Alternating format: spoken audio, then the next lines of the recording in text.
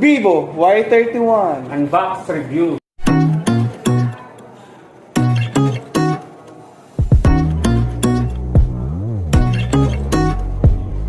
So guys, open na natin. So napakaganda ng unit na to guys. Feeling ko may enjoy nyo to. So ito yung ating unit. Tabi muna natin siya. Then, ito partner, ano bang meron dyan? Ito, ang naalaman kasi nito guys sa box ni Vivo is meron tong jelly case. So may jelly case siya, manual, and then yung injector pin, SIM injector pin. So yun ang laman. So may pre-case na po tayo kay Y31. Then ito naman po yung ating laman ito naman po yung laman ng ating box. Meron tayong 18 watts plus charge, then USB cord. USB cord.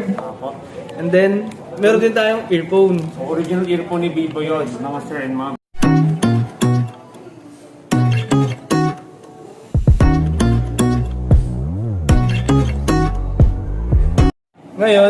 Ngayon pag-uusapan naman natin sa design. So meron tayong matte finish and then glossy type. So ito yung glossy type natin is racing black. Tapos ang matte finish po natin is ocean blue. So ano ba pinagkaibahan ng dalawa? Siyempre pas may advantage yung dalawa. Depende sa may sa kulay and then sa design and then yung kung sino yung gusto ng glossy type and then matte finish. So ang advantage nito is mas elegant si si glossy type sa atin.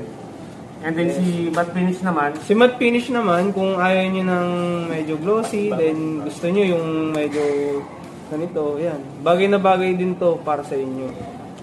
So na 3D curve design na po sila and then maganda sa atin, yung screen display po natin is 6.58 inches na siya. So mas maganda siya, mas malaki, so mas maganda siyang panoorin.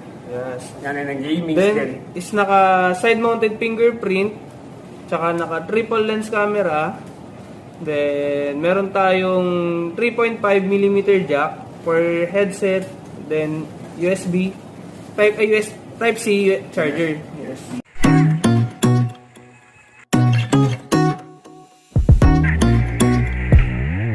And then sa performance naman guys, so yun, tatakal naman din natin.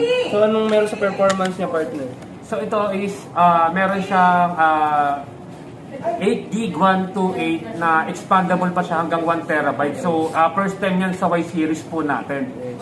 Then yung maganda din sa kanya guys, naka Qualcomm Snapdragon 600 series na rin tayo. So yun. So naka 5000 mAh na rin siya. So kung mahilig ka sa gaming, kailangan mo talaga ng mataas na battery life, diba partner? Yes. Then naka PanTouch OS 11 version na rin tayo. So Android 11 na. So latest po yun. Yes. So maganda sa kanya is Type C Type C na rin po siya. Yes. So di na kayo mag-worry sa kanya kasi fast charger po tayo kay Y31. So yun.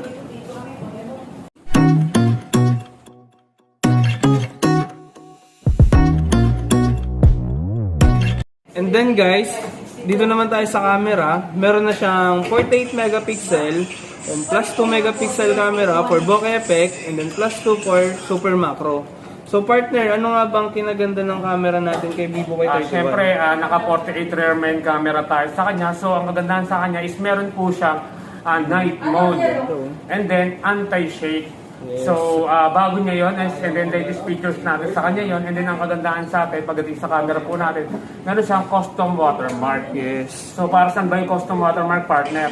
Para din dun sa mga, kunwari, mahilig tayo mag-online selling, mga vlog minsan, para yung mismong pangalan nito nakalagay na sa mismong camera. Hindi na siya may edit, hindi siya kailangan ng third party app para lang gawin yun. Yun yung kanaganda sa watermark, partner. Yes. So doon pa lang is may engine na po yung mga pagkukuha nyo ng pictures. And then yun, mayroon siyang night mode. Yes.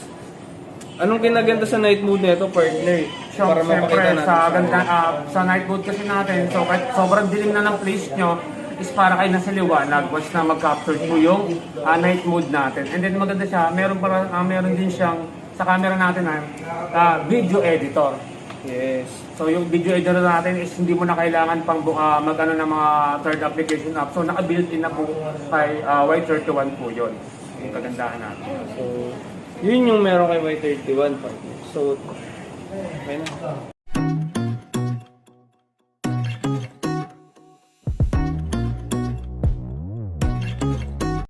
So guys, dito na lang lahat. Maraming salamat sa munting review namin about kay Y31, then sa pagpapakilala namin sa kanila. Maraming salamat guys, and thank you, goodbye.